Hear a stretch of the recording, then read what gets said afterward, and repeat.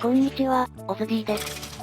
今回は鈍化の矢や骨が大量に手に入る簡易ストレートラップのご紹介です。必要な材料はこちらになります。ほとんどが掘る作業になりますので、素材自体は少なく、ハーフなどもお好みの素材で作成可能です。比較的入手が難しいクモの巣や粉雪入りバケツなどは、頑張って集めてきていただく必要がございます。鍾乳石は業商人からも入手が可能です。もし取引内容にあったら取引しておいてください。では作り方の方へ移りたいと思います。まずはスケルトンスポナーが必要なので、スケルトンスポナーを見つけてください。スポナーの上にハーフブロックを設置して、どこか側面に松明を1本設置しましょう。これでスポナーの脇潰しができるので、作業中に湧くことはなくなります。スポナー周りには4マスの広さが必要なので、横から4マス部分を掘って目印をつけます。残り3方向も同じようにして4マスを数えて、それぞれ掘る位置に目印をつけておきましょう。目印をつけたら4マスの広さを確保するように、周りの壁などを掘っていきましょう。こんな感じで周りに4マスの空間を作ります。壁がない箇所には掘ったブロックなどを使って、壁を作って 9×9 の空間になるようにします。スポナーの上には3マスの空間が必要なので、天井がそれより低い場合は掘っておきましょう。スポナーから4マスと高さ3マスの空間ができたら、次は地面をさらに追加で深さ3段で掘っていきます。こんな感じで高さ7マスの 9×9 の空間が作れていましたら大丈夫です。そうしたら 9×9 の空間のそれぞれの角に、水バケツで水を流していきましょう。そうするとスポナー下の中心部分のみ、こんな感じで水が届かない部分ができます。中心部分から下方向に13マス掘っていきます。途中でこのような空洞に当たった場合は、ブロック等で周りを埋めておいてください。下に降りたら処理層にしたい方向の壁を、高さ3段で掘っていきましょう。両サイドも同様に3段で掘っていき、奥行き3マス分同じ高さで掘りましょう。今掘ってきた穴の下と手前部分を1段掘って、そこにラージチェストを設置します。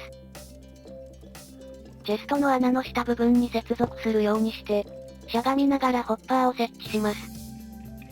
ホッパーの上に乗って、ホッパー上から6段目に、こんな感じでクモの巣を設置します。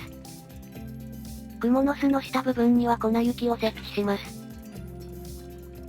処理層の天井足に仮ブロックを設置して、穴の手前側にガラスを設置しましょう。仮ブロックは壊しておきます。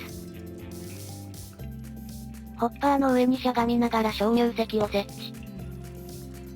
スポナーは半径16マス以内でないと湧かないので、少しでもダメージを与えるために設置しています。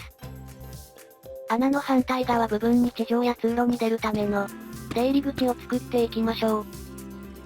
通路に松明を設置して脇潰しをしておきます。あとは上に掘ってはしごで登れるようにしますが、ご自分の地形に合わせて通路を作ってください。敵などが入らないようトラップドアで蓋をします。そうしたら一度スポナー部屋の壁を壊して、中の松明を壊しておきましょう。これでスケルトンが湧くので、部屋の壁は元に戻しておきます。穴に落ちたスケルトンはクモの巣に引っかかり、粉雪に7秒当たることでストレーに変化します。あとは放置しているだけで勝手に変化して、ストレーとして処理層に落ちてきてくれます。処理層に落ちてきたストレーを剣などで攻撃し、倒すことで鈍化の矢などをドロップします。回収されたアイテムは下のチェストに溜まります。倒す際に持っていればドロップ増加がついた。剣で倒すとより効果が上がるのでおすすめです。スポナーから16マス以上離れると機能しないので、この形だとワンパンすることはできません。これ以上下に掘ったらスポナーが機能しないので、今掘ったマス目以上は掘らないようにしてください。いかがでしたでしょうか？今回はスポナーを利用して簡単に作れる、ストレートラップの作り方のご紹介でした。スポナーを発見した際にもし余っていれば、ストレートラップに変えるのもおすすめです。簡単で鈍化の矢も大量に入手できるので、よかったら参考にして作ってみてくださいね。今回参考にさせていただいた方の動画は、概要欄にあるのでそちらもチェックしてくださいね。最後までご視聴いただきありがとうございました。ぜひともチャンネル登録と高評価もお願いします。また他にも色々な装置やトラップの動画もあるので、よかったら概要欄などからご覧になってくださいね。ではでは、また次の動画でお会いしましょう。バイバイ。